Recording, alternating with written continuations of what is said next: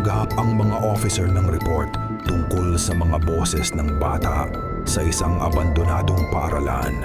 Mahigit 30 taon nang sarado ang gusali, ngunit tuwing hating gabi, may naririnig na parang buong klase na nagbabasa.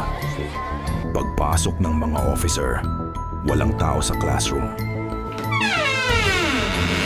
Ngunit sa bodycam footage, may lumitaw na 12 batang nakaupo sa likod.